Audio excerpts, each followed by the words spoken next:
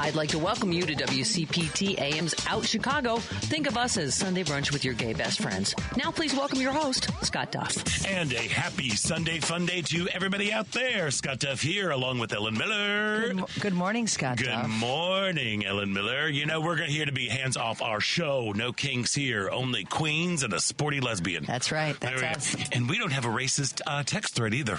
Like some future leaders of the GOP. Ooh, yeah, we just have fun and good vibes. That's going on here. And we've got a great show for you today. Yes, we do. We're going to be talking about that No Kings rally, which we were both at yesterday. We were both downtown Chicago yesterday. And of course, when I saw your feed, I'm like, of course Ellen Miller has managed to get her way to the front. There, like, yep, that tracks. That tracks. I was hanging out by the porta potties, which also tracks. I guess I'm just lurking in bathrooms. No, that's not you. No, it's definitely not me.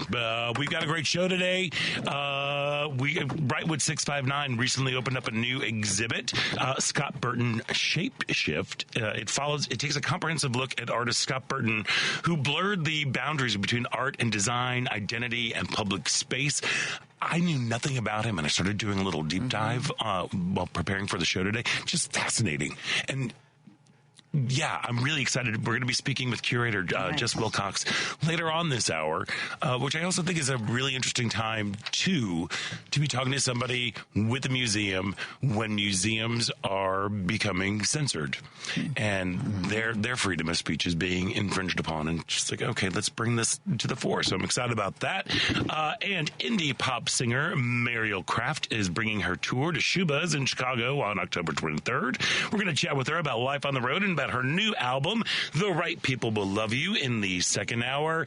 And let's do the time warp again, but let's do it in Naperville. Brightside Theater Company presents the cult classic, The Rocky Horror Show, opening on October 25th. Brightside's artistic director and director of Rocky Horror, Jeff Cass, is going to be joining us as well. And of course, especially now, we would love to hear from you. So the Credo mobile phone and text line is open at 773-763-9278. And WCPT listeners now get 25% off for 2 years at Credo Mobile with the code WCPT25. Credo Mobile, a progressive phone company that is better for all people and the planet. Visit credomobile.com. And of course, you can listen to us right here on WCPT 820 AM on TuneIn, heartlandsignal.com, or watch the live video stream on the WCPT Facebook page or the Heartland Signal YouTube page. It is a gross, wet day out there.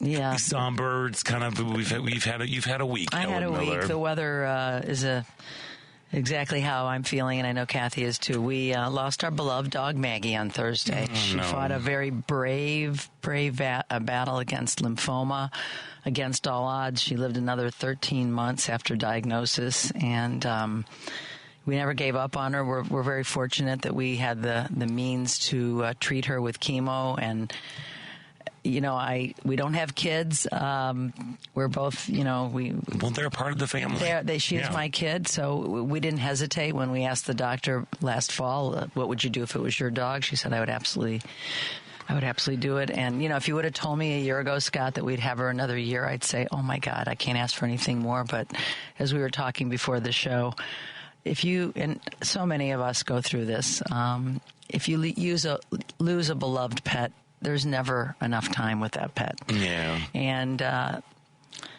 we adopted Maggie in 2013, just a few weeks after we started Out Chicago. I had a morning routine of walking her on Sunday morning. Kathy usually does the morning walk, but I do the Sunday so I could clear my mind, think about the show, get my thoughts together.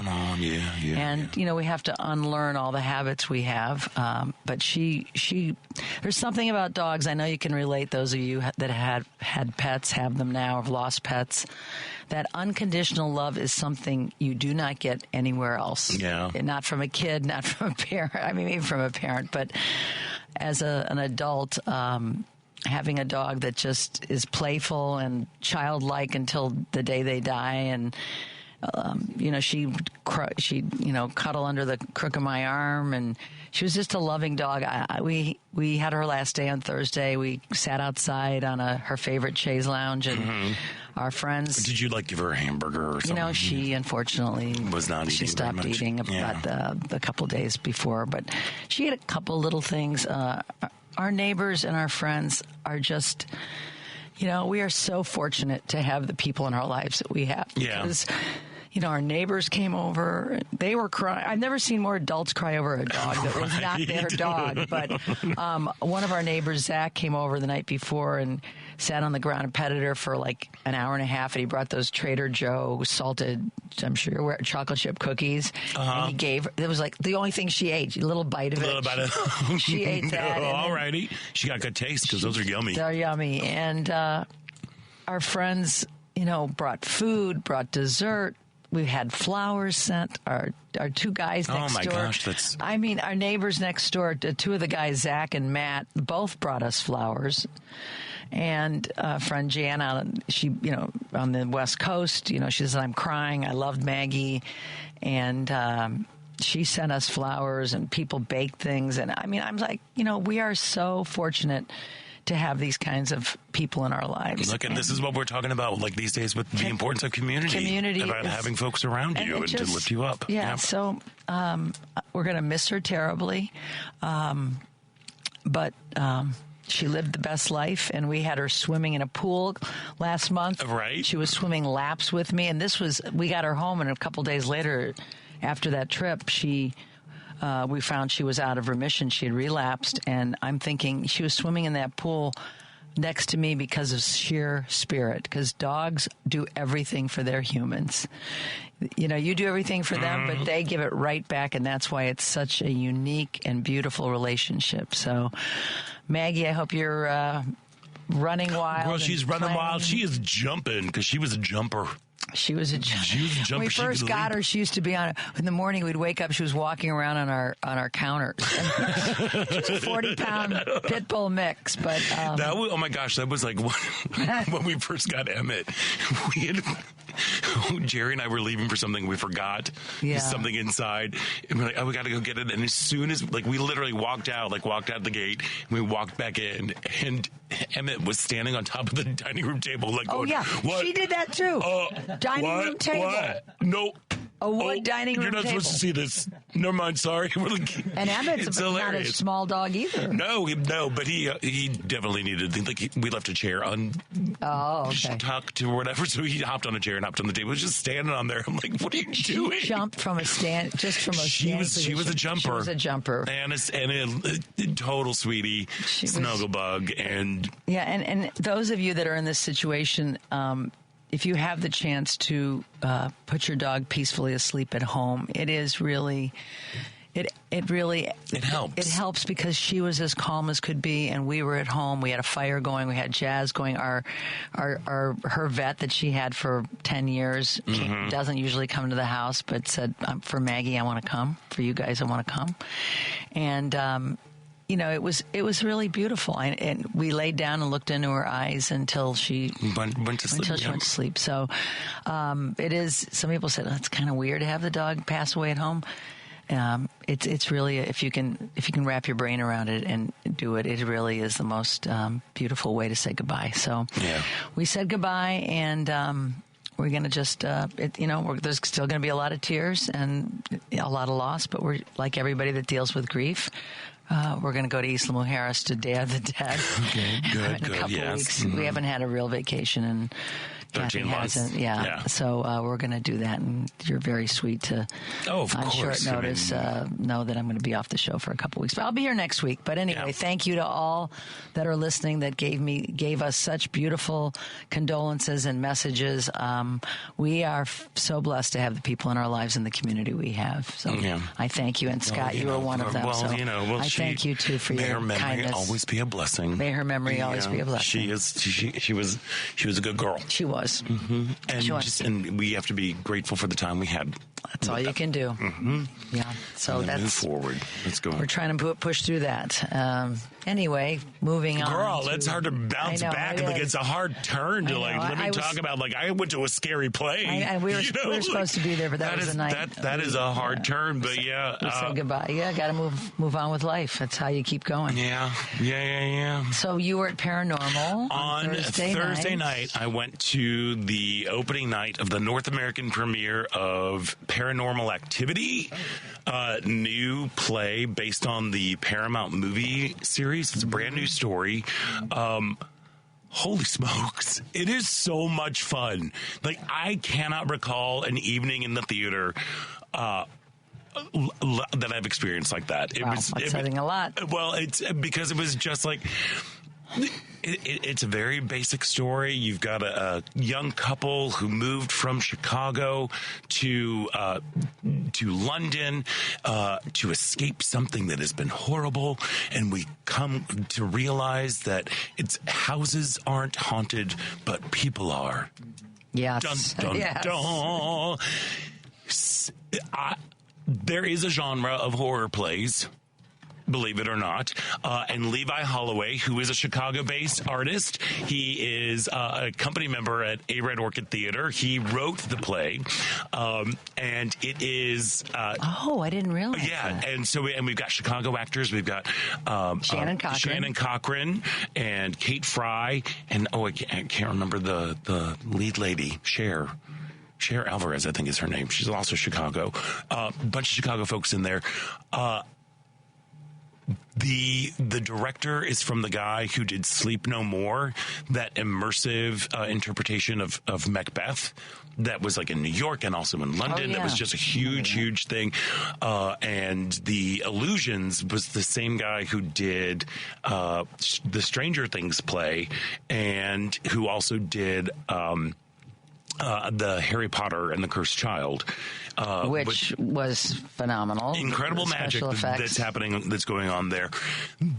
The tension that is built, usually plays that are supposed to be scary aren't really that scary. It's not oh, look, there's a rocking chair over there rocking by itself. Oh no. Ooh. There is some stuff that happens. There's some stage magic that happens that you're like, how? How do they do this? How? I don't want to give anything away because it is super duper fun. Like any sort of horror movie, though, there are giant things that you just, not necessarily giant, but questions that you're asking, like, why is it always taking place at night? If it's raining, why is nobody wet when they come inside? Why don't they just leave? That whole thing. Would be me. But you can't be asking that. I'm also I'm also watching people pretend to be, that whole thing. But the audience was so wrapped up. I mean, there were audible gasps, audible screams. The audience in Act 2 started talking back to the play. When a character would be ask another character to do something, everyone's going, no. That's a sign of a good play because they're really believing in it. They are believing in it. It is perfect for spooky season that is happening right now. I forget. I did not write down the dates, but it is at Chicago Shakespeare. We should be playing, I think, until a couple more weeks down into November. It is going to go on tour, though, to L.A. and D.C. and San Francisco. So if you are in those areas, let me tell you, do not miss it. It is just, it's more fun than a kettle of fish. Which I never understood why fish kettles are necessarily fun. Well, because anything is more fun, I guess, than that. Because there's, we got fish just hanging out there. But, this is boo scary stuff. People disappearing in front of your eyes, people reappearing, things that are happening. The lighting is incredible. All of the design elements are amazing. The acting is incredible. Shannon Cochran is the most terrifying person on the planet. And Kate Fry can do no wrong, in my opinion. They're both wonderful actors. It looks like it's going to November 2nd. November 2nd. Okay, so you got a couple more weeks. Yeah. Go check it out. Unless it gets, I don't know if it can get I don't know if it can get extended, I think, because they have a heavy schedule over there. Yeah, November 2nd ends. So you got time. You got time. Go check it out. And I think on Halloween, they've got an early show and a late show. Perfect. And there's some Boo Scary costume events, I think, that are going along with that, too. So go check that out. It's so much fun.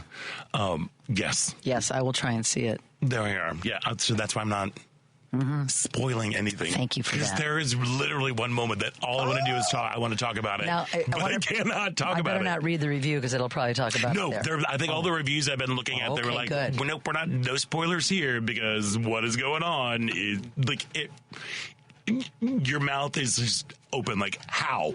Wow.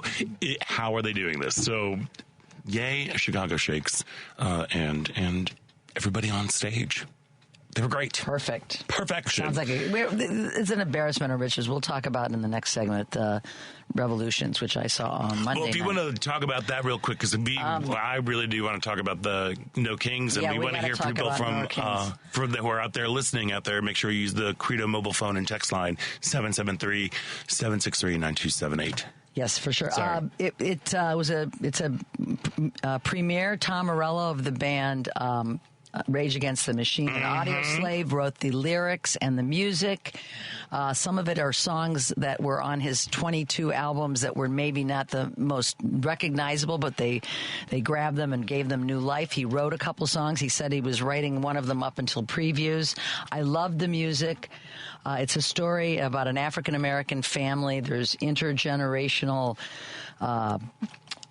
angst and difficulties coming from veterans. There's a veteran angle. The dad was a veteran. The son was a veteran. I thought it was great. They had earplugs that they give you when you get your tickets. Because it's loud. Because it's loud. I didn't put them in. Some people did. The theater crowd can be not used to the rock and roll, loud rock and roll. But I highly recommend it. And one thing I want to say quickly about it is for young people that don't go to theater, like young inner city kids, West Side kids, South Side kids who think theater is not for them, this is an opportunity for them to see a play that has great acting, great performances, a great message with music that they can relate to. So right. I hope that the Goodman makes a concerted effort to get kids to the theater to see this show. I think they are. Well, they're celebrating their 100 years. Yeah, they are. Sure. So highly recommend it. Revolutions, Tom Morello. The writer of the play itself is Zaid Ayers Dorn. That was Bernadette Dorn, and I think his dad is Tom Ayers. They were revolutionaries in the 60s. They were Chicago, I think, from Hyde Park, and they did jail time, and they were fighting against the machine, shall we say. And there we are. They were raging against the machine. They were raging against the machine, and they've gone on to productive, wonderful lives, and their son wrote this show. So anyway, go check it out. Hey, it's great because we are all raging against the machine. And in fact, I want to say about 100,000 people raged against the machine yesterday in the most peaceful way. Not one arrest. Not one arrest. There we are. 250,000 people. Yeah. There we go. So we're going to get into that, talk about our experiences and what we saw and thoughts on the day. But before we do that, this part about Chicago is brought to you by Team Hochberg. If you are purchasing a new home or refinancing your existing home, call Team Hochberg, your trusted local lender. Tim called to consolidate his debt and was so happy with David's advice, he left this 5-star Google review. David personally called me regarding my refinance inquiry. After discussing my situation, David determined I'd be better served securing a HELOC instead of refinancing. David then spent considerable time providing valuable guidance and referred to me to KCT Credit Union for a HELOC. Now, David's reputation on radio for genuinely helping others, even when there's no direct benefit to him, is well-deserved, and I experienced that firsthand. Thank you, David, for your time and integrity. David thanks Tim for his amazing review and strongly encourages everyone to read Team Hochberg's nearly 600 5-star Google reviews. David helped Tim and thousands of WCPT listeners, but he can't help if you don't call 855-563-2843 or visit the website you know and love, 56david.com. That's 855-563-2843 or 56david.com. Lower.com, equal housing lender, NMLS 1124061. We are going to take a quick break, and when we come back, we want to hear from you about, did you attend a hands-off No Kings rally in your city, in your suburb? The Credo mobile phone and text line is open, 773-763-9278. We're going to get your calls right after the break, so stick around. You're listening to Out Chicago right here on WCPT Heartland Signal.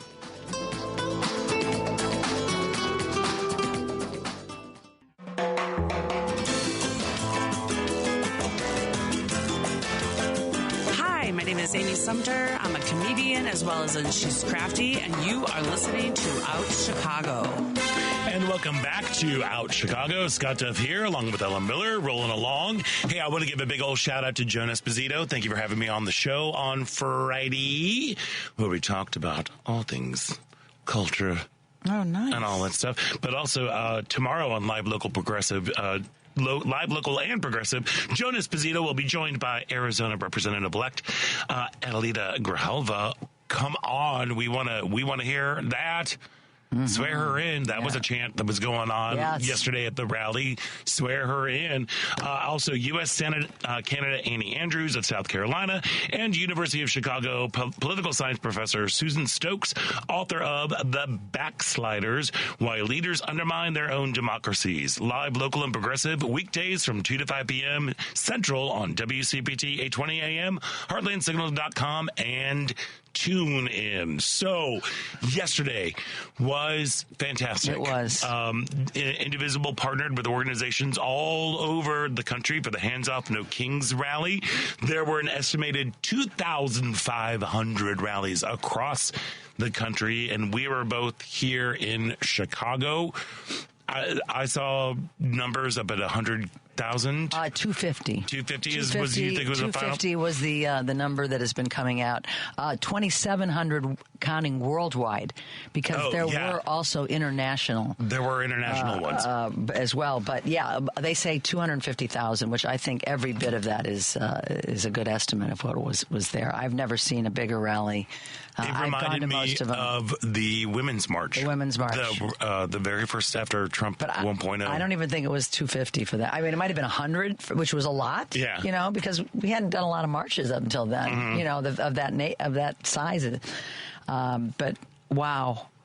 What a day. Yeah, so you, like I said earlier, of course, Ellen Miller, being in true Ellen Miller fashion, was able to move on up to the front. We got there around 11:30. We rode we were going to take the L, and then since it didn't rain, we took the scooter, and we parked very close. Oh, all right. And we walked up, we were on Van Buren and Wabash where we parked, and was very close, and we just came along the side of Petrillo and walked right in like we had for Blues Fest and all the festivals over the years. We knew exactly how to get up there, and it was...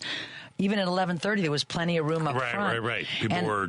Let me tell you, the CTA was. I heard it was just sardine, which is going to be kind of fun, great, too. Yeah, because everybody's of the same mind. But my dear friend Billy Branch and May Cohen, who's a singer, she sang with Aretha. She's one of Billy's backup singers. They performed. They opened up the program with singing his song called "Begging for Change." He had the audience singing along with. That was one of the reasons we wanted to be up front. Right, of course. And it's a great song, "Begging for Change, Begging for Change." The whole world's begging for change. Ronnie Baker Brooks, and Shamika Copeland have co-authored the song. They're trying to make it a global anthem, and what a great way to kick off the program there, that was filled with everybody that was anybody in Illinois and Chicago politics. Oh, I know. As you were saying, it was also like a who's who about Chicago. Yeah. Mike Simmons, Shannon Lee Parker, Precious Davis, so many others. Governor Pritzker, who's been on the show. I do have to say that Mayor Johnson was fire. Yeah. I'm gaining new respect for him because I like the way he's pushing back on behalf of our city to the Trump administration. He did a great job. Pritzker, as you were saying earlier, you could hear a pin drop. When he spoke. Jerry and I got there. We got there closer to 12 because we were stuck on the CT. Yeah. I mean, we were jam-packed in there, both coming and going. It was a little harder actually leaving because everybody was leaving at the same time as opposed to trickling in. So we were kind of making our way down Jackson. We were behind the show when the program started, so we couldn't hear things. So we moseyed our way around. We ended up all the way back towards DeSable Lakeshore. And by the porta potties, but by the time we got around, we were able to hear a little bit of the speakers because some folks were good about being on a mic and some people were not so good about being on a mic. But when Governor Pritzker took to the podium, the whole crowd got quiet. Yeah, they did. I couldn't believe it. I couldn't. But everyone's like, all right. Well, because here, my takeaway from yesterday, like as wonderful as it was to be surrounded by so many people, and don't get it twisted, there were so many people out there who are out here fighting for our democracy. The vibe was different this time. The vibe felt more existential than it was like a celebratory, even in June. Yeah, because of what's happened in our city. Well, I mean, look what's happened since June across this country. About what the administration is doing. It's personal now. It's very personal. It's personal and it's human. Yes. You have the GOP calling this a Hate America rally, which could not be further from the truth. And it was addressed by many of the speakers. And it was addressed by many, if not all of the speakers. How patriotic we really are. We brought an American flag. And a lot of people did have American flags. I was in red, white, and blue. We were both in red, white, and blue. People were passing out flags, so we had our little tiny wooden flags. I, of course, took the flag off and turned it upside down. So, because that means we are in distress. We are in distress. And that was kind of, I don't know, that felt like the pervasive for me. Yes, I think that's a good assessment of the vibe. My question, Scott, and to listeners and everybody that cares that was there or concerned, how are they going to react to 7 million people across this country that came out and protested yesterday? How can they ignore the people? I haven't heard a word out of... he was golfing and putting up crazy memes. Well, no, Ding Dong decided to release an AI video of him with a crown, and a fighter jet, dropping doo-doo on people. Like, okay. Again, this is the man that people elected. This petty, small, tiny little man, the leader of the free world, putting out crap like this. There's no end to his ridiculousness. It's so dumb. It's just so sophomoric. It's stupid. It is just stupid. And if you think people are going to respect America from these shenanigans, girl, you are sorely mistaken. Oh, no, they have his number like so many of us do. I was going to say about. Sorry about that. I was going to say. I saw later on watching the news that there were Republicans that said I voted for him, but boy, I didn't vote for this, and I am out here today showing how I feel about it. Which those are the kinds of people I want to hear from. Those are the people. Well, we all need to be having conversations with people like within our circles, friends and family. I wonder how Fox covered it. I don't know. I didn't check that. Does anybody know who's listening? Because how do you ignore 7 million people in every major city, small towns, red states that have blue town? The people in red states came out in their towns. You cannot ignore the will of the people. It is for we the people, okay? Of the people, for the people. And I want to hear them react to this. And I'm not going to hold my breath, but they need to take a look. These Republicans who are spineless and cowardice, they need to take a look at what the people were saying yesterday in this country and in the world. 100%. Let's go to the phones right now. Steve, welcome. You're on Out Chicago. Yes, thank you for taking my call. So before I get to a serious topic, I absolutely agree with you. When you go see a play like what you were referencing, it requires a bit of cognitive dissonance. I always wonder about that, in horror movies or anything else akin to that. Why don't people leave? Oh, yeah. It's suspension of disbelief. Yeah, exactly. If somebody disappears or is dead, what is the last thing you want to say? Oh, let's split up. Right. But these are just ghosts. But you have to have fun with it. So yeah. And then secondly, I absolutely sympathize with you. You have my condolences with regard to the loss of your dog. We had the same situation several years ago, and we got into a fight, my girlfriend and I, because she was leaving to go to visit her family over the holidays, and she felt that it was time, and it really was. And she didn't want to be absent because our dog passed away. And it was time, and I wanted to stay with the dog. And so, it can really be a source of all sorts of angst in the home. And, nobody has the answer about when it's time exactly. Your dog will tell you. If you look deeply into and have a realistic approach, your dog will tell you, because we thought we were going to have her on Friday and we looked at her on Wednesday night and said it's got to be tomorrow because we cared. Yeah. But absolutely. There's a reason why people, before we had dogs that were confined to indoor life and we only walked them, people would tell you stories like, look, the dog got old at one point and then she just disappeared or he disappeared because they went off to die. Yeah. They know, even if you don't. So, Thank you for your thoughts, Steve. I appreciate it. Thank you so much. Yeah. And then lastly, it turned out as well as it could yesterday. Again, peaceful. The administration, I give them credit for doing the right thing and not actually deploying the military or ICE or anyone else to these demonstrations and trying to create some sort of conflict. And I give us credit in that we managed to control our own people, because there are fringe elements among our side as well. And I don't think that they understand that what the administration wants more than anything else is to see people in these sorts of protests destroying property, doing violence, this sort of thing, which would give them the excuse that they're looking for, to deploy the military and say, this is why we need the military in these big blue cities in order to bring peace back to America. No, this was a wonderfully peaceful protest all around the country and internationally, as you pointed out. And again, this is exactly the last thing that they wanted to see. But it demonstrates who we are, and it demonstrates that, yes, it's not just Democrats, it's not just progressives.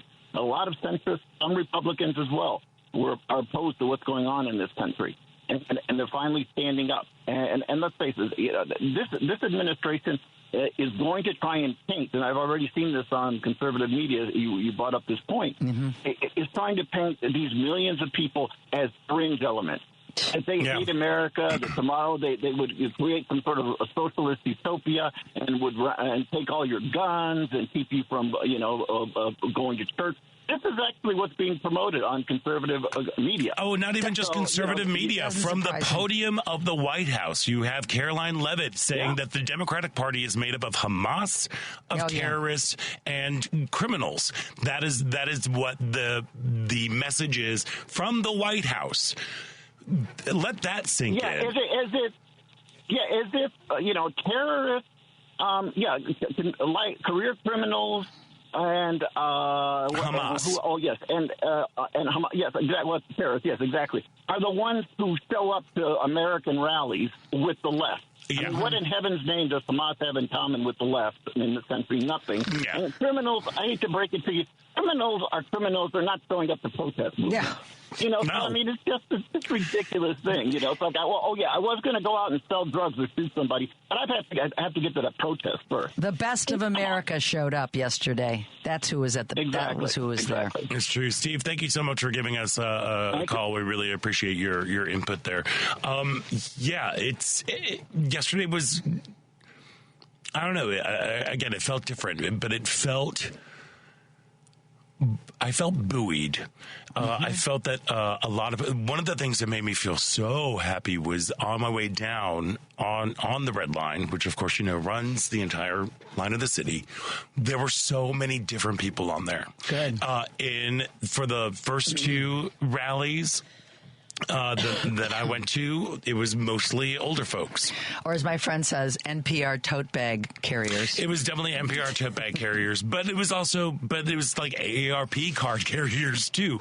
Like the protests for the first one especially definitely skewed older. Yes. When I got on the train, I was surrounded by everybody, by Gen Z, some Gen Alpha, a lot of millennials. There were a lot of younger folks that were finally showing up, and I think that is what that held for me. It felt that, like, okay, now because it seems so much that we keep hearing about how Gen Z feels hopeless, and they just feel hopeless, and they're not doing anything. And it felt so comforting to see younger people realizing that they can do something, even if it is just being a body out there to help show the world, show the country, show solidarity with our city. I have never been so proud of Chicago as I have been for the past 6 weeks. Me Since too. we are a city united against a military occupation. Yes, we are. That is what's going on. Let's hope they all vote. Everybody that came out. And now we need people to get out and vote. Yep. Is going on. But I was also buoyed by all of the different groups that I saw. There was the veterans against Trump. Specifically, there was also the Vietnam veterans against Trump. The Chicago Teachers Union was out in full force yesterday. There were so many migrant organizations that I was so proud to see to show up, since those communities are being under attack. And we were with a group that was chanting, "No kings, no ice, only butterflies," because butterflies are the symbol of the immigrant and the migrant. And it was very, very empowering. So, friends, Chicagoans, folks out there, we have to keep showing up. We have to put your phones down. Engage. Put your phones down. Engage with people around you. That will help with the hopelessness. That will help with the despair. Finding your community is going to be so important over the next 3 years. I mean, we got 3.5 years left of this. God, I can't fathom it. Crap. So keep up. Keep those lips above the waterline. I'm telling you, if you interact with real people, not just on a screen, go out, be a part of a community, be a part of something. It helps. There we go. Amen to that, and on Scott. that, we need to take a break. And when we come back, we are going to be speaking with curator Jess Wilcox about a new exhibit that just opened up at Brightwood 659, taking a comprehensive look at artist Scott Burton. So stick around. You're listening to Out Chicago right here on WCPT Heartland Signal.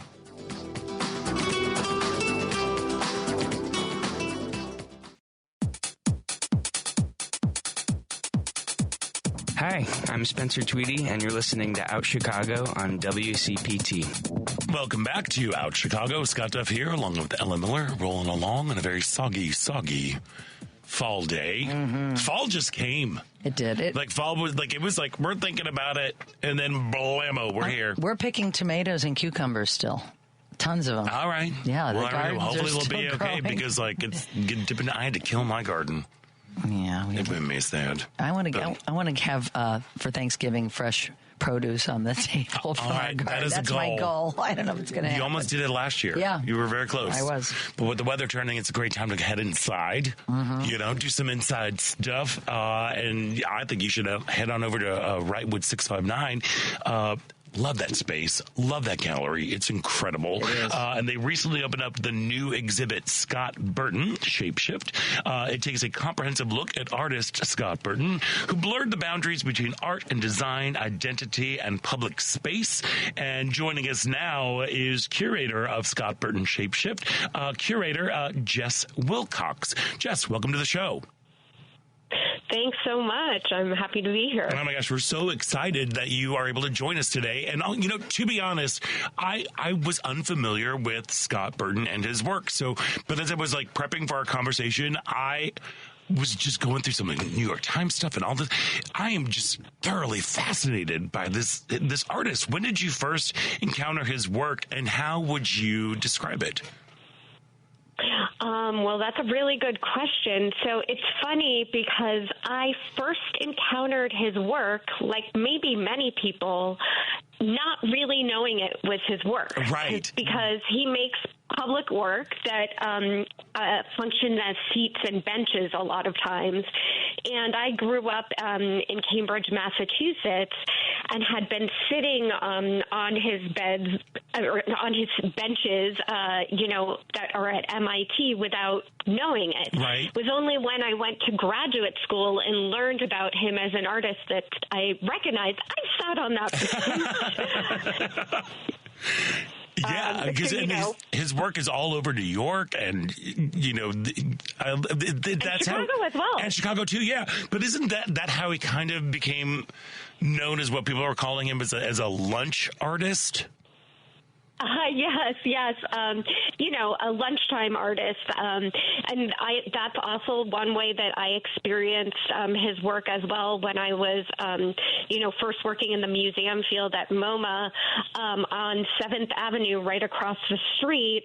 There's another public work of his which is a series of tables and benches where most people, just eat lunch outside and don't even know that these are artworks.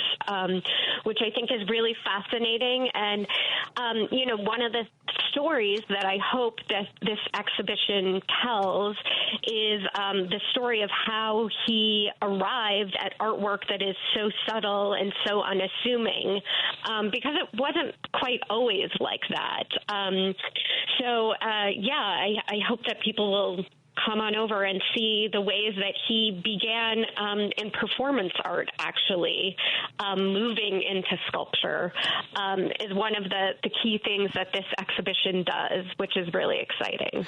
Jess, how do you think his identity as a queer man informed his artwork? Very directly. I was privileged enough to go and look into his archives, which are at MoMA, the Museum of Modern Art in New York. And it's very clear from a lot of the notes that he takes in drafting some of these early performances that he's really, taking from his lived experience as a gay man living in 1960s to 70s, 80s New York, and using that experience for him to examine things like body language, how people interact in the streets. And in his notes, he talks about, and in interviews, he talks about, specifically looking towards poses that he found in the cruising scene when picking up guys at bathhouses. So he was really, really informed by this kind of lived experience, while it might not be totally obvious on the surface, but these subtle kind of social behaviors are really what the work is about. I'm sure the AIDS crisis played a role in how he was informed too. Oh yeah, absolutely. That's to go without saying. So much of the work is about this idea of distance and proximity, and what a lot of the public works do. The seats are offer places to rest. Mm-hmm. Which is a generous thing in general, but of course you think about that moment when so many people in his community are affected by this disease, and the sort of need for a place to rest. Mm-hmm. But then, this idea of also the fear of contagion around viruses. And I think, this is kind of interesting in a post-COVID moment where people are reminded of that kind of fear of close bodily contact and intimacy, and people became more aware of how close their bodies were, and what his seats offer is, physical contact and touch, that people can sit and interact with these things. So, that's definitely absolutely within the work. It's, as I said, it's informed by these experiences. It's not it doesn't represent those, Right. It's his work's abstract. It's non-representational.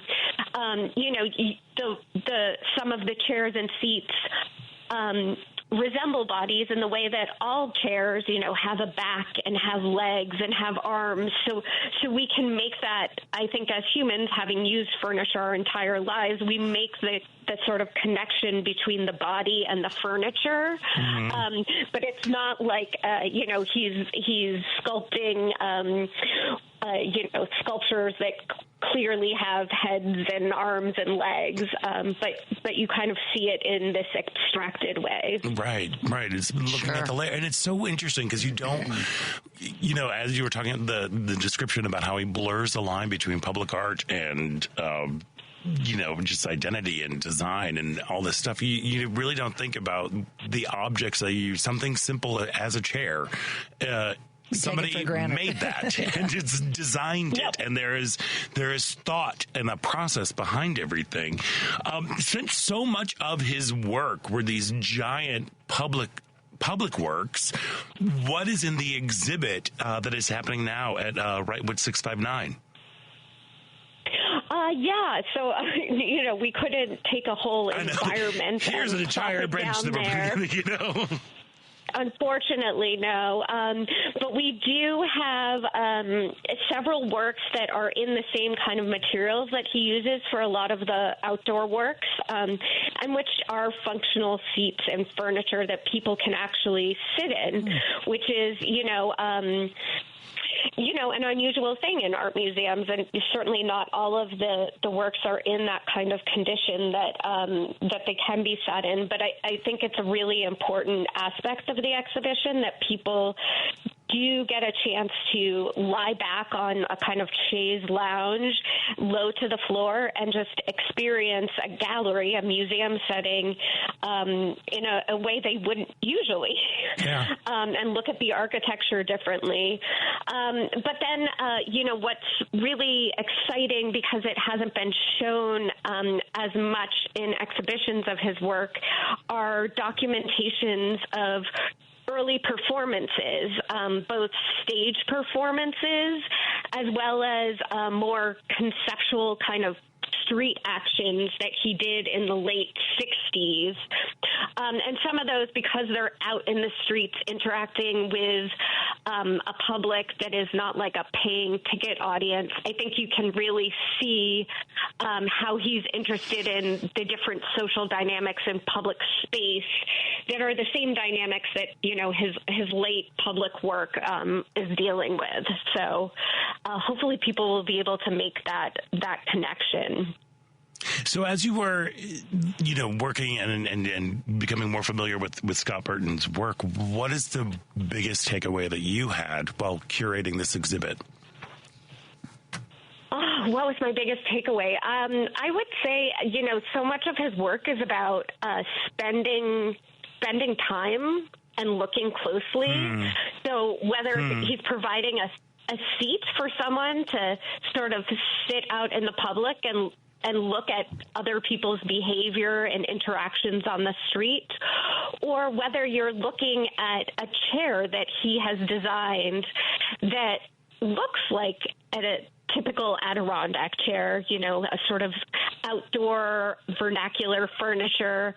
But then you look a little closer and you notice some other things about it that maybe it does resemble a body. Well, why was that decision made to tilt the chair backward?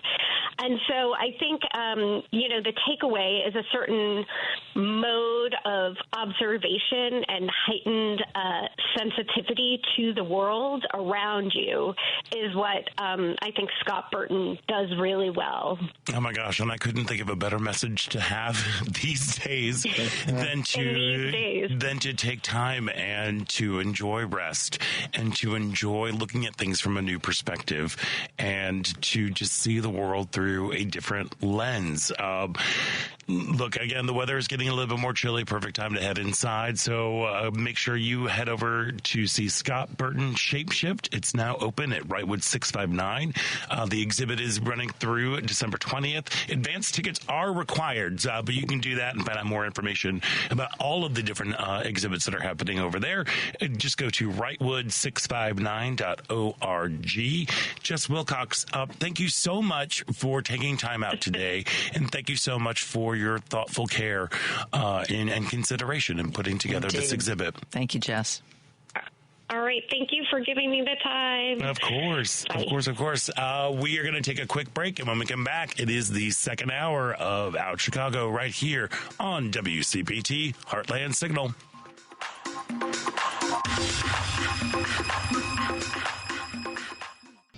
I'd like to welcome you to WCPT AM's Out Chicago. Think of us as Sunday brunch with your gay best friends. Now please welcome your host, Scott Duff. Welcome back to the second hour of Out Chicago. Scott Duff here, along with Ellen Miller. I'm realizing that my voice is totally ragged out from yesterday. Chanting. I was full on screaming. I was too. I was full on screaming yesterday at the Hands Off No Kings rally.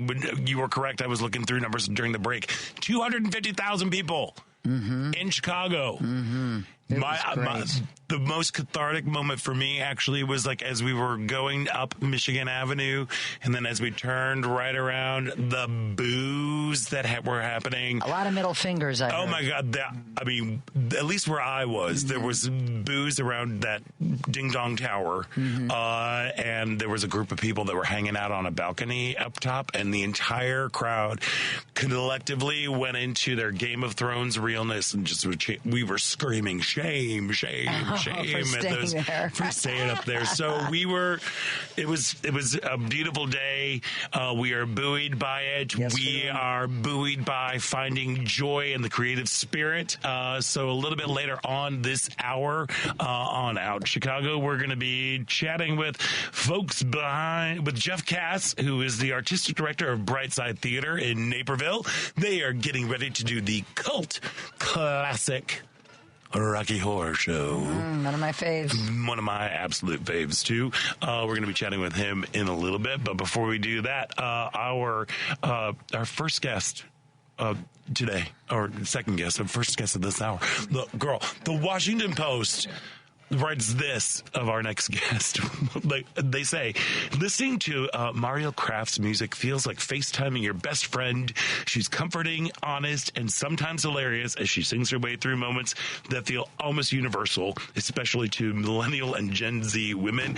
I'd have to say that is some pretty high praise. She is coming to Shuba's in Chicago on October 23rd, supporting her new album, The Right People Will Love You, and she's with us right now. Mario Craft, welcome to the show. Hi, thanks for having me. Oh my gosh, thank you for joining us. Holy smokes, that is a very nice thing that the Washington Post said about you. They did. I was very flattered. That is incredible. First of all, I agree. I was listening to to your album, The Right People Will Love You. Totally, yep. You're just, let's talk. Like, sing it to me. How are things going right now with you? How is life on the road? How are you keeping sane? What's going on? Great questions. Yeah, thank you for listening. We are about halfway through the album tour right now. It's 7 weeks across the U.S., and right now we are en route to the Midwest, coming up on Chicago this Thursday, which we're very excited about. But it's been great. It's been really fun to have a debut album finally. I've been putting out singles and EPs for a lot of years, and now I have a full project of songs to tour with, and it's been really fun to sing those every night. Yeah, because you were an English teacher before you dedicated all. Okay, I used to be a teacher as well. What grade? No way. What did you teach? I taught theater and public speaking. Oh, that's amazing. I taught English. I know, but to what grade level? 6th grade. Oh, all right. I had to teach public speaking to 6th graders, and that was an exercise in how not to wiggle. I handed to my So my hats off are to you. Yeah. You can do anything if you can teach English to 6th graders right there. So what made you give up? That's what I've always said. Right. So, Mario, were you always a musician who was a teacher, and did you finally decide at some point in an epiphany that you wanted to pursue your passion, or how did you switch from a typical, a day job to what you're doing now? What was the catalyst? Yeah, that's a great question. I always wanted to be a teacher growing up. That was what my sights were set on. My mom was a teacher. I went to college to get an education degree, and then I was teaching full-time in the classroom and did not get paid enough. Teachers don't. We should be getting paid 10 times more. Yeah. So I was picking up gigs on the weekends, playing cover gigs in bars for 3 hours, in the corner, just to make side cash. And then kind of ended up accidentally falling in love with performing and took a chance and left teaching, and here I am. Amazing. So what's your advice to someone in your position, your previous position? What would you tell them today? I would say that whatever you go to sleep thinking about is probably what you should pursue. I remember, like, being a teacher and lesson planning the whole day and, grading essays or whatever. But then when I was headed to sleep, I was like, oh, what song do I want to write? Where am I going to perform next? Great. And for me, that was a clear indication that maybe my heart was pulling me somewhere else. Come on Great now. advice. Follow your bliss. Follow your bliss. That's what I say. Exactly. Mm-hmm. So how would you describe your sound? Because as an emerging artist, people, Washington Post and other folks will say really nice things about it, but how would you describe your work? Yeah, I would describe it as singer-songwriter pop. I like to say it's lowercase p pop, where it's like definitely pop music. It's catchy, it's commercial, but it has that singer-songwriter side. It's vulnerable, has a lot of like heartfelt life experiences woven in it. So, I feel like if you want to feel a roller coaster of emotions, my show is probably the place for you. We've been feeling a lot of those. Let's feel some more on Thursday night at Shuba's, I say. Why not? And you moved to Nashville. How long you been in Nashville? I'm coming up on 5 years in Nashville. So it must be working out well for you.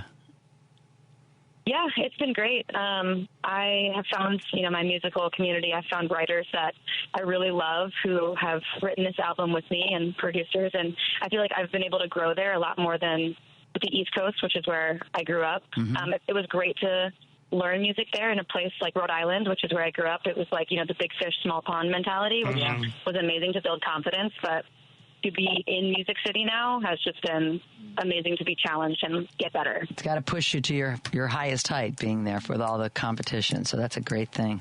Yeah. So what is your process when it comes to writing a song? Because a lot of your work, as you said, is drawn from personal experiences and your own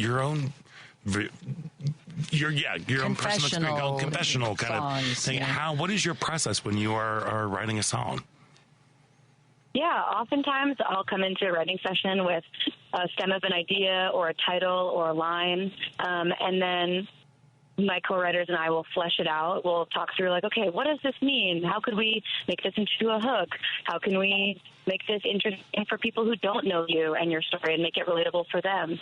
And so a lot of times, it starts with an idea that I'll come in with that I know that I want to write, either from my life or from someone's life close to me. We make it into a song in like 4 hours.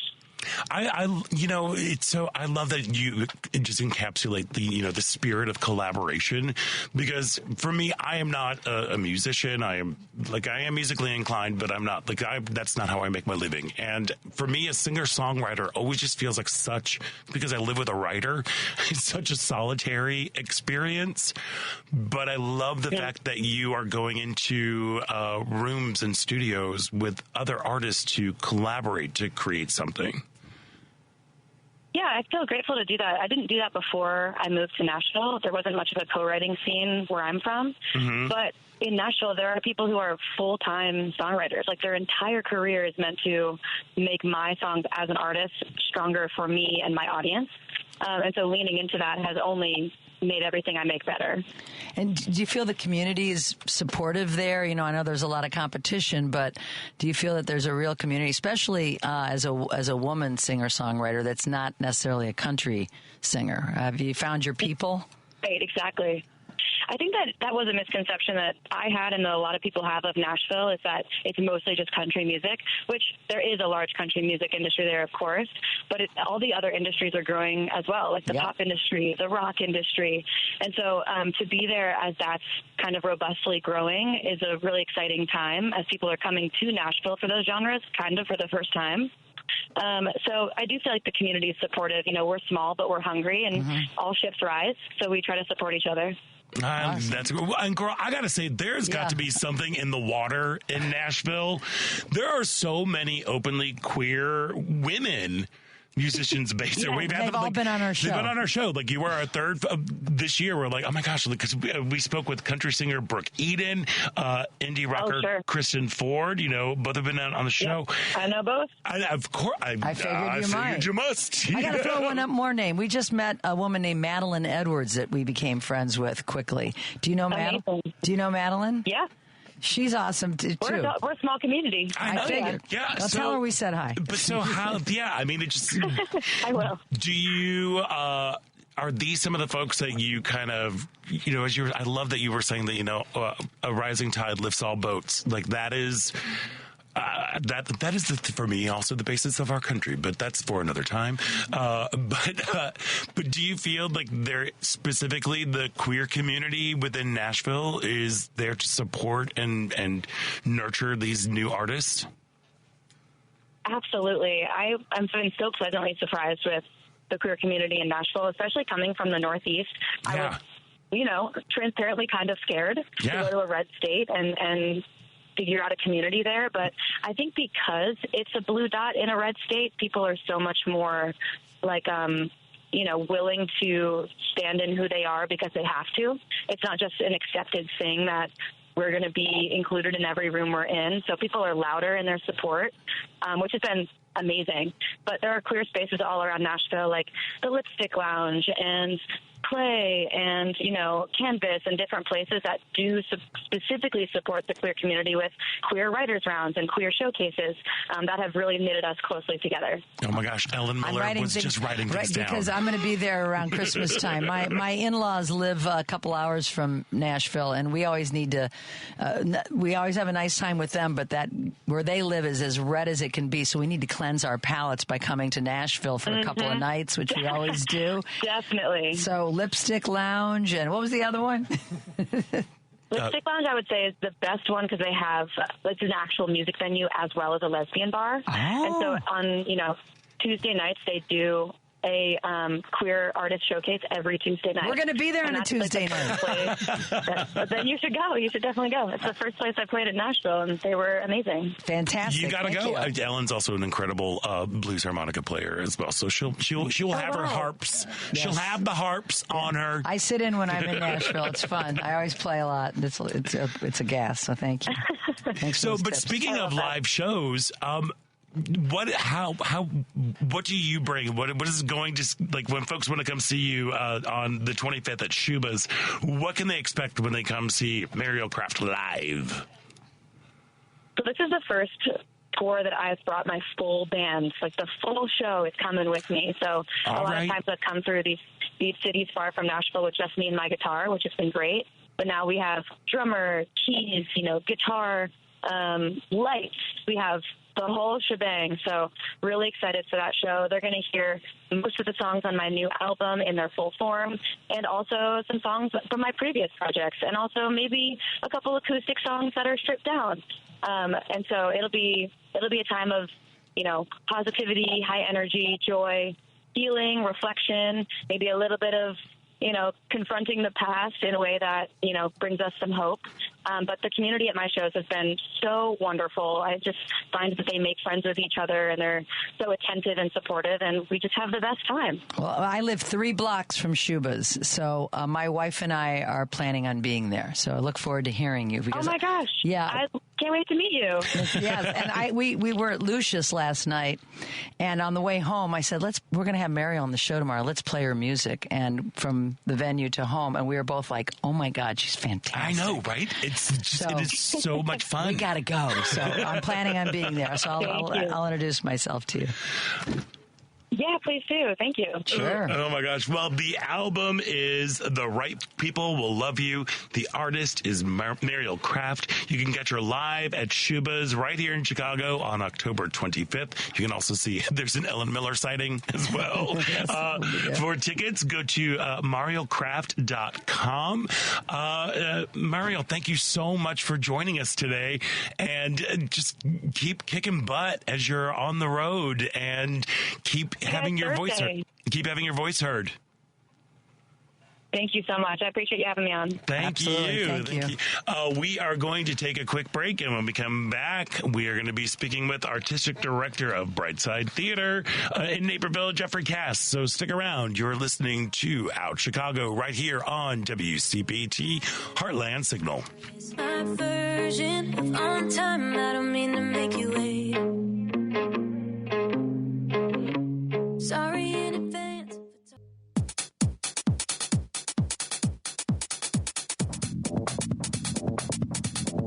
Hey, this is Mark Patton, and I'm from Scream Queen, My Nightmare on Elm Street, and you're listening to Out Chicago. Welcome back to Out Chicago. Scott Duff here, along with Ellen Miller. Yes, sir. And it's time to do the time warp again. Love it. But this time in Naperville. We're going to do the time warp in Naperville because Brightside Theater is getting ready to open up their production of the cult classic, The Rocky Horror Show. And joining us now is Brightside's artistic director and director of The Rocky Horror Show, Jeffrey Cass. Jeff, welcome to the show. Hey, thank you so much for having me. Oh, my gosh, thank you for bringing some cult classic to the burbs. I'm so very excited. Before we get into the show, can you tell our listeners a little bit more about the history and mission of Brightside Theater?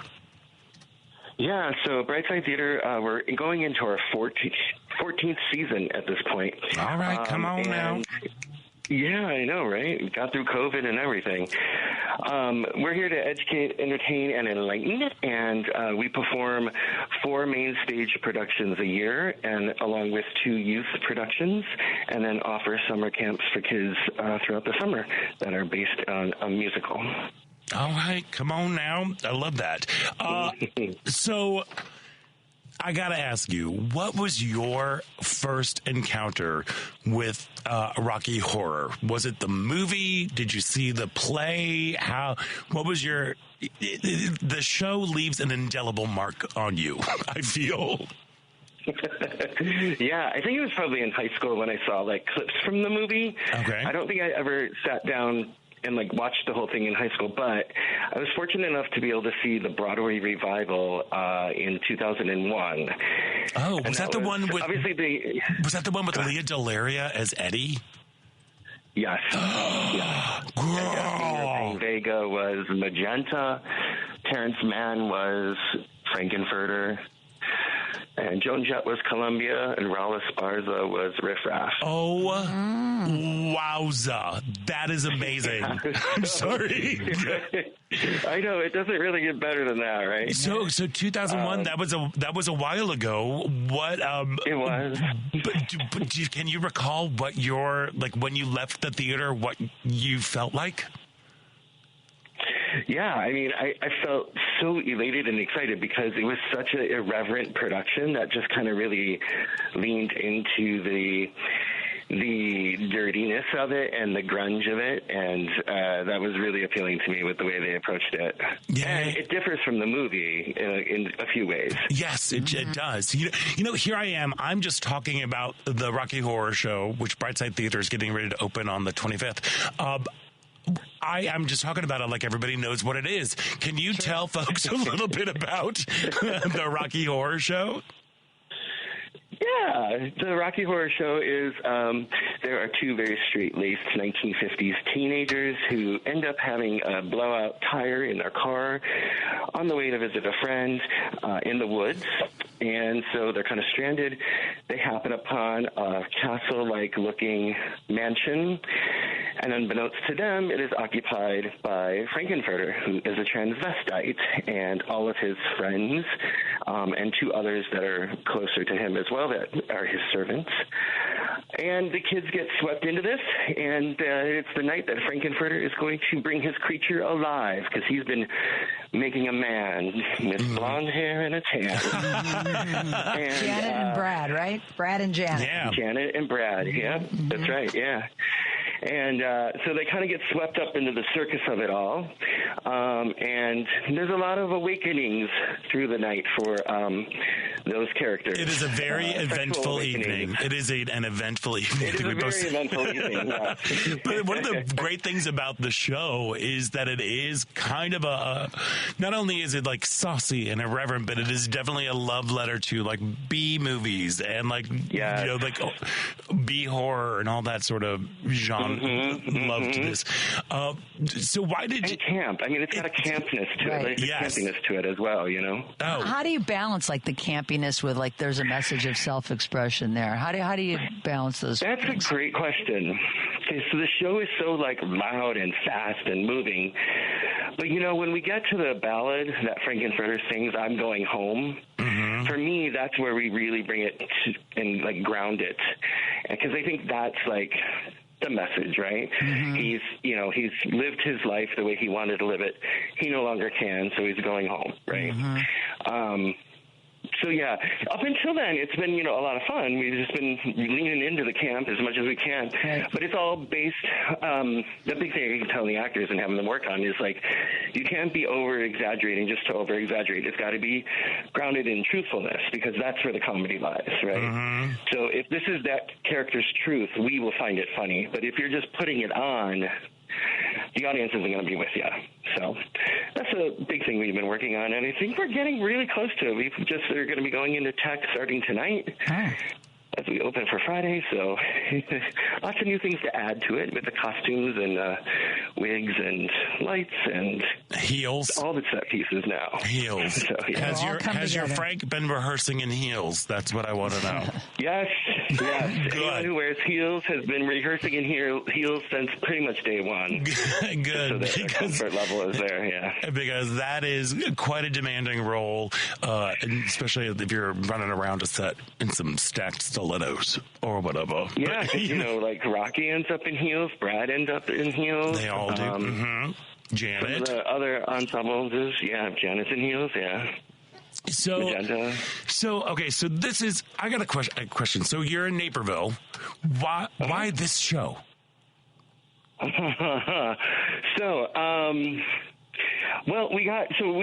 perform on the campus of North Central College, so we rent from them their auditorium, and some of the season selection is dependent upon when we can get our 3 weeks of uninterrupted run time for our season. So this season we ended up around Halloween, and last year we did too, and we did Dracula last year, the play. And so, I mean, for me, given what's going on right now, I think it's a good reminder to have us all remember everybody's different, and it's okay. And there are other people out there that are marginalized, and so we can see those characters on stage and have fun with them and celebrate them in all their glory, and try to get a little escape from the world that's happening around us, just if it's even for like 2 hours, Yeah, amen to that. Jeff, I'm going to date myself here, but when Rocky Horror Picture Show movie became such a cult favorite, it played at midnight every night at the Biograph Theater for years. 4 years. And people, it was like a snowball effect. People, dressing up and the things that was going, it was a whole thing that back every weekend, every Friday and Saturday night at midnight. And the crowd was generally, I was in my 20s and early 30s. It was that crowd. Do you think you're going to be attracting young people, or is it going to be baby boomers that were Gen there X, back in the day? Girl, don't forget. I went to go see it. So it was such a huge part of my high school experience. Yeah, who do you think the audience is going to be? Because I know who the audience was for many years. So just... Yeah, I mean, that's something we've talked about as well, because we have an older subscriber base. But, the movie's 50 years old, so you know the movie by now. Oh, yeah. You probably were, at least, in your teens or 20s when it came out at that time, right? So, I don't feel like it's going to be that much of a shock to that age group, but we can tell that we're starting to get some, younger fanatics, or, really rabid fans, because we're encouraging people to dress up. We're encouraging people to do the shout outs, because I think that's just part of the experience of the show. That was going to be one of my questions. And we're going to sell official prop bags. We're not going to let people bring their own in, because we don't want to get out of control and have lighters lighting up and food being thrown and stuff like that. So, but you're going to have like a prop bag with a lot of different props in it that they can use throughout the show that are going to be perfectly fine and not be disruptive to the theater or anything like that. Attract rodents with food or set the place on fire with a lighter. Right, please don't do that. Not we don't. good, no. Yeah, exactly. Not a good look. Sounds fun. Sounds awesome. Not a good look. So what has been? That's all part of it. You know? That's all part of the experience of the show. And I feel like if we don't have it, so that's been an interesting thing with rehearsals, because it's like we were rehearsing the show and it's like, okay, now we have this script with all the call-outs that we found. Now we have to start rehearsing with the call-outs because the actors have to be ready. If there's a call-out, hold for it. But if not, don't make an intentional pause, keep going through. Right. That's where I find it's very difficult at times. Challenging, Yeah. You don't know what it's going to be from show to show, you know? Well, that's part of the joy about live theater, you know? Every performance is history-making because this same group of people in the audience will never be the same as the people that are on stage, and this is all happening right here, which is why, for me, live theater is the way to go. You know? So, Amen. So what are... I gotta know, what exactly are in the prop bags? So we have the newspaper. Good. Instead of squirt guns, we're doing bubbles. Okay. Instead of a lighter, we have glow sticks. Great. Party hats for when Rocky gets born. In the movie, you put the party hat on during the dinner scene, but the show doesn't have the dinner scene. Right. So some little switcheroo there. Little noisemakers after Frank's big speech about bringing something to life. What else? I forget what else is in there. I think that right there is enough. It's worth the price of admission that's going on for that. Because there is something so... again, not only just unique to, I was saying every performance is a history-making performance, but there's something about creating a community that happens in that room, as you were saying, with something that is just so joyful and irreverent, and ultimately has some good...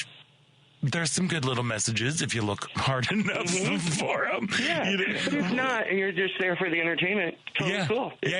But what has been your biggest challenge as you've approached directing the Rocky Horror Show, which begins performances? Do you start performances on the 24th? Is that right?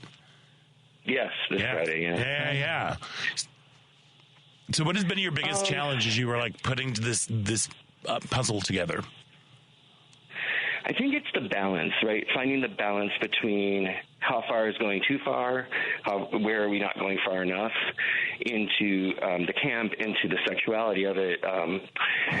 Because I don't want anybody to get offended and get up and leave, but you are coming to Rocky Horror. Right. So you should know. But it's in finding that line to walk and keeping myself in check just to make sure that I'm not going in a direction that's going to alienate anybody really or make people feel too uncomfortable.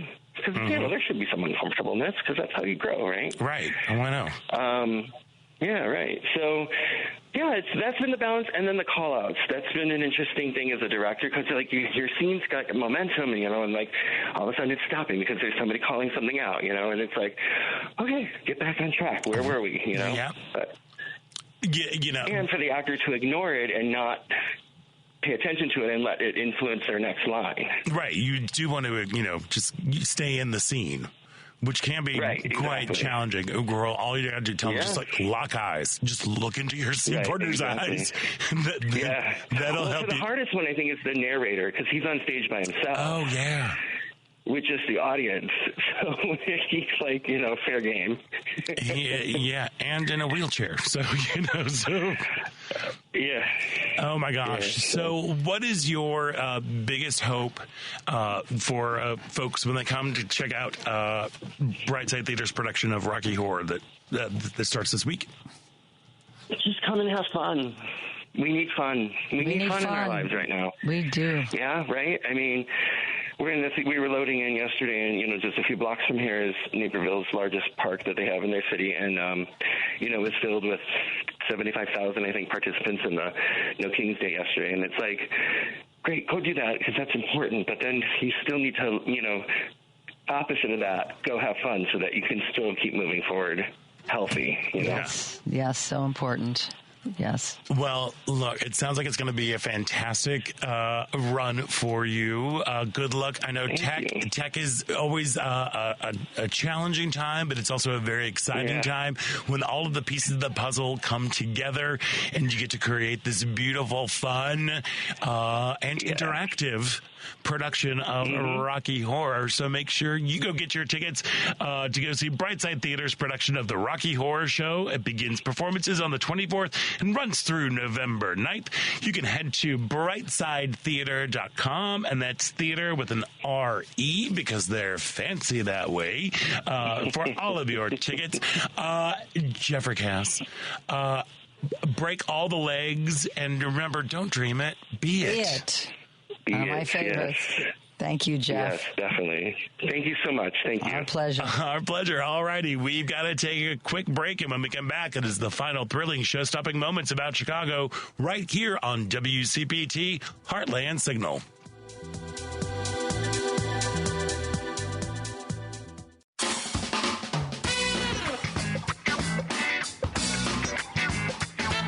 I'm Heather Vickery with Greatest Expectations. Welcome back to Out Chicago on WCPT. And welcome back to Out Chicago. Scott Duff here, along with Ellen Miller, rolling along on this rainy day. Hey, this week on Choose Views, Richard Choose guests include Christian Denley of acapella singing group Take Six. Come on. It's so 90s. I love it. There's a lot of 90s things that are happening, and it's bringing me great joy. Also, Texas State Rep Gene Wu, former commanding general of the Illinois National Guard, William Enyart, legal expert, author, professor, and podcaster, Leah Littman, and UIC historian Kevin Schultz. That's all on Choose Views, weekdays from 6 to 8 a.m. Central on WCPT 820 a.m., the Heartland Signal website, TuneIn, YouTube, and the Face Place. Look, we were just talking about with Brightside Theaters, they're getting ready to do a production of the Rocky Horror Show. The Rocky Horror Show was such a huge part of my life. Like of my upbringing. Mine too. Because you were living in the city when that when it came out? No, because it came out in 75. So I was actually in college, which was the perfect place to be. Yeah. And we became a friend of mine who ended up. No. Oh, well. Well, let's just say it's no wonder that he was always gathering us together to go see Rocky Horror Picture Show. Because, he ended up being kind of bi, I guess. All right, great. Excellent. But it was... He was being open to everything. And I was not gay at the time, but most people that went to the show, I mean, it was everybody went to the show. You didn't have to be gay, you didn't have to be... Yeah. It was everybody. So I became aware of it in my college years, and then when I moved back to Chicago, when I graduated in 78, we'd go see it. There was little productions we'd see, but really a wonderful memory that I have is I went and traveled to Europe in the fall of 1978. I backpacked through Europe for 6 months with my guitar and backpack. And I was in London. I started in London, and someone's, you're a student, you could probably still get a student ticket. So I went to London's upstairs theater at the Royal Court Theater and saw Rocky Horror Picture Show in London. What? And was that the original? Well, no, that wasn't the original because it was after the movie came out. It was the place where it originated. Right. It was the venue, so I was at the venue, but the act, and I had to look it up because it was a guy named Larry Whitehurst played the role of Frankenfurter. Okay. Was Richard O'Brien still in it? He's the guy that wrote it, and he also plays Riff Raff in the movie. I have to do some more digging for that. But it's been a minute. It's been a minute. But anyway, for me, it was the only play I saw in 6 months, and it was my first time in London, and I was like young. I was 20. Whatever I was, 25 years old, I was 22 years old. Amazing. 22 years old. And so a special memory. And then when I came back to Chicago, we'd always be going to see it whenever we could. So yeah, how about you? Well, actually, my first encounter with the movie was actually through another movie. It was in Fame. Oh, I loved Fame. That was another one that we went and saw all the time. Yeah, that was another one, Fame. But there's that scene where Doris goes to see Rocky Horror for the first time, and she has this kind of like revelation. Her character she's like, there's like her world gets cracked open in that moment. She was enlightened. And I remember like when Fame, because isn't that Alan Parker? I think Alan Parker? Yeah. Yeah, I think so. Who did? Yeah, Alan Parker. He did the movie Fame. I remember that was a big thing. I was a huge fan of the TV show, and I wanted to watch the movie. The movie is definitely not suitable for young kids, because I was a young kid at that point. And there were moments where I was delightfully distracted by a dog that my aunt would be like, go, look at Coco, blah, blah, blah. And all of a sudden, like, but don't look at Coco on the screen. But I became what is this Rocky Horror Picture Show? What is it all about? And I got the cassette. There we are. I will date myself. Got the cassette of it. And when I was a freshman in high school, I was on the varsity swim team because I'm awesome. And one of the things that we would do, like as a team, is we lived in the suburbs of St. Louis. You would drive down to either the Tivoli or the varsity in University City, part of a neighborhood in St. Louis. And my mom let me go to this midnight showing. I mean, we were half an hour outside the city. Wow. So we went to go, and I remember just being like, what is happening? I was having my own Doris moment, of just like going, what? Like, it was like, I didn't know that things like this existed. There was so much joy and so much freedom given all the repression of Brad and Janet. But there was just so much. It was great. And I remember going in before the movie started, they would show a video of Tim Curry and his song Paradise Garage. Do you remember that song at all? I can't think of it right now, but I'm sure. It's very forgettable. It's a forgettable song. But it was him just trying to have his music career after this happened. And then Meatloaf, they would show Paradise by the Dashboard Light. Before the movie began. And it was just like, what is happening?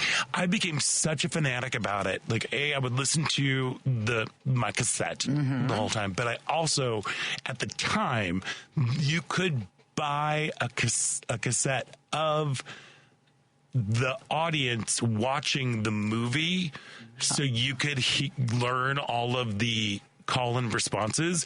Because as the movie came out, it was like the play was met with interesting success. Like very limited success, at least on Broadway. Yes. I think it did a little bit better over in the UK. I played for years there. But it wasn't such a huge thing here. Right. And then as the movie came out, it wasn't really quite the hits. But then they started adding these interactive moments where, like, when I want to make a toast and people would throw toast, and when it would be raining, they would have a squirt gun. Unlike the people in Paranormal Activity, they were not wet.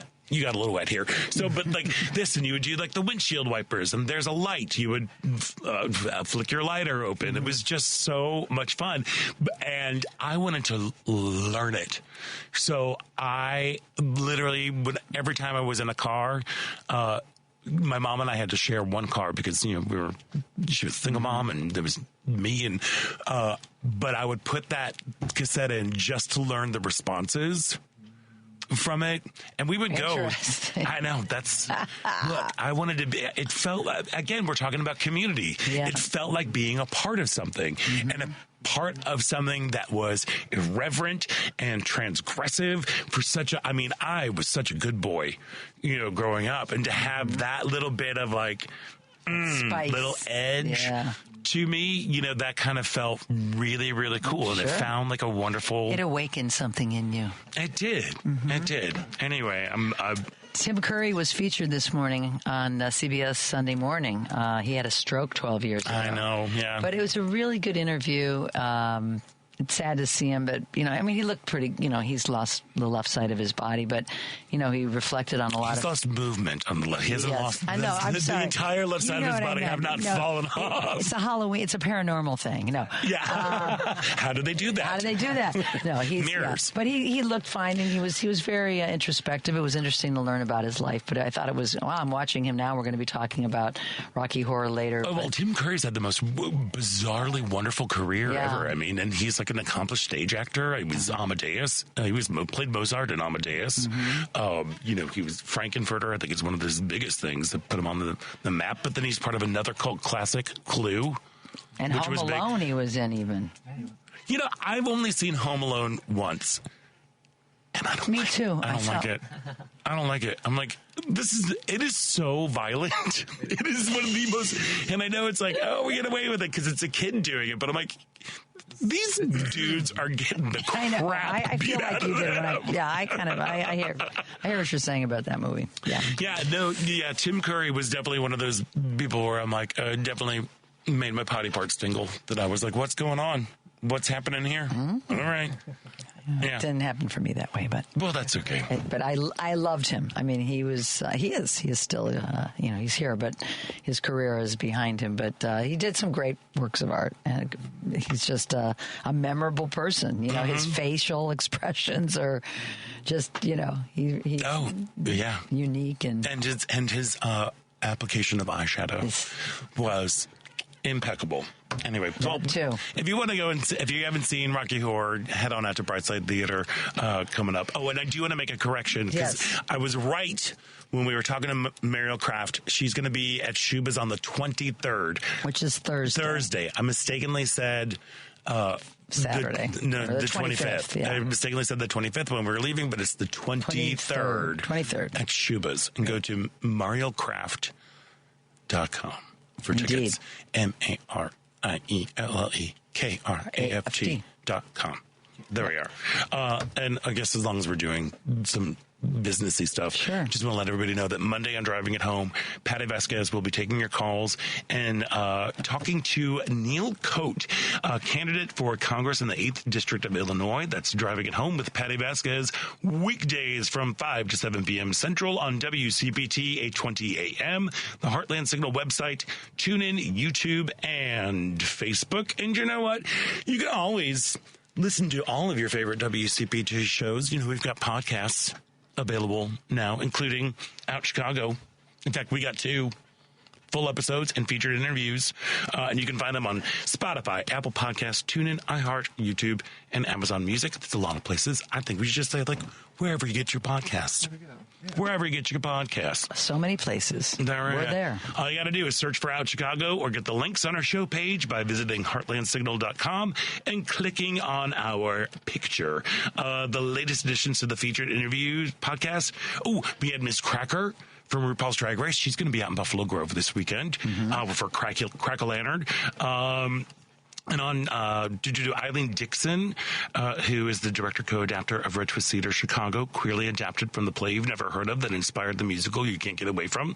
That opens today. Break legs over that way. And then, of course, we got some other people, like Cameron Esposito. Just her. Yeah. And, of course, CEO of Equality Illinois, Shannon Lynn Parker. Who was on stage yesterday at the rally. Yeah, so there we go. Just go feature on the outfits. My brain has stopped working. Okay. My brain has stopped working because there's just so much madness that's going on. I usually want to end things on a happy note. Well, I mean, we can end things on a positive note. But look, George Santos. Do y'all remember this gal? How can we forget? Girl, I don't... Well, her sentence has been was commuted on Friday. The disgraced congressman pled guilty to 23 felony counts, including wire fraud, identity theft, and falsifying records. Prosecutors said he fabricated campaign loans, stole donor identities, and spent political contributions on luxury goods, Botox, and online subscriptions. He is now out of jail, thanks to Ding Dong, and he doesn't have to pay anybody any money. He doesn't have to pay fines, restitution, probation. Nada. It's odd to me. It's just odd. Why?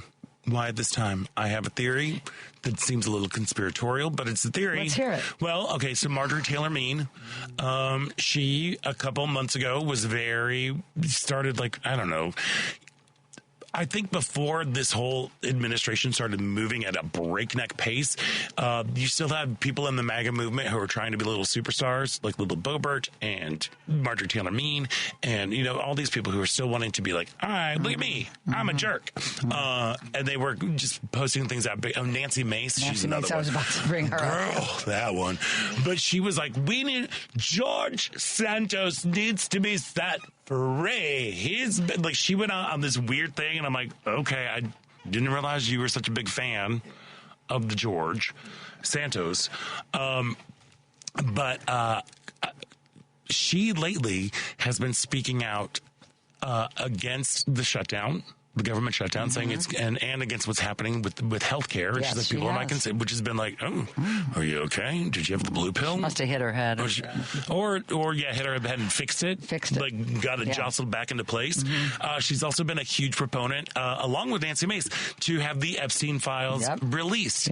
And I think there might be some sort of little dealio. I'm like, you got to tone it down. And Ding Dong threw her a bone. That could be. My idea is, you know, he's always projecting, and he likes to release guilty people from prison, like he will be a guilty person. Yeah, but why him, of all people, you know? Like, he was because nothing. He knows it makes us crazy. Because the guy was horrible. He's horrible, and of course, you know, he always did the right thing and voted Republican. That's what he said. So everybody that's a criminal that votes Republican should be let out of prison. How about that? That sounds great. That's the way he thinks. You know, given like whatever.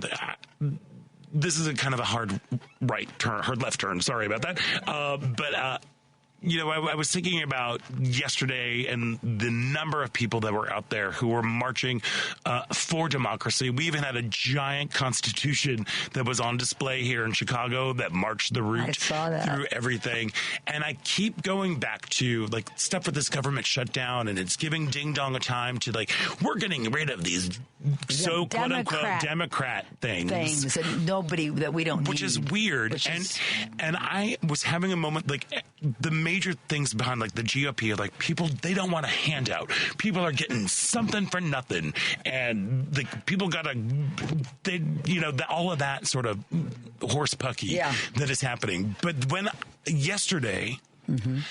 When the vibe felt very different from like a celebratory moment as opposed to like this is existential for us, I realized I'm like, no, we're not getting something for nothing. We are putting in the work right now. The people in the civil rights movement put in the work against incredible odds and incredible obstacles and threats of violence and death. They put in the work just so people could have these rights. So there is no such thing as getting something for nothing. We, the people, have shown up historically to have our voices heard and to make things change. Yes. And that is the only way the change is gonna come. And we are the true patriots, the ones that were out there yesterday. Well, yes, but not. And the people who weren't able to make it because they had to work or they were terrified of being in a group of people. But I'm saying, like, we, the people, are the ones who are out there. And we have to make sure that the GOP understands that message, that the things that we are fighting for, they are not free. People are not this. There have been costs. Yes. You see people who are getting pepper sprayed. You see people who are getting pelted with rubber bullets. You see people who are getting batoned, sometimes by the CPD. The Chicago Police Department is there's some shenanigans that are being reported around the Broadview thing. So we know how a lot of them think. No, I know, but that is like, there have been costs. Yes. And we have to, and there will continue to be costs. And there will continue to be costs. And that is something that we have to steel ourselves for. That is something that we have to really understand. Go back and revisit what happened on Sunday, Bloody Sunday. Listen to people who were there, who were like, you know what, if I'm going to have to take a few licks in order for this to happen, okay, That's what I'm willing to do. We're at that point. Well, hopefully not. But in terms of like, we need to steel ourselves and remember when the GOP or when anybody says that your right to vote, whether it be if you are a woman or if you are black or whatever, that was not something that was given for free. That was hard fought. Hard fought and hard won. Shouldn't have to but we are. But we should. I think we should. We should remind people that we are the ones that are in control and that we are the ones that need to take to the streets and hold people accountable and have our voices heard, because that is the only way. That's what keeping democracy alive is all about. Amen. And people they want to talk about, free speech and all of this stuff, but then we need to make sure that we are having a discourse.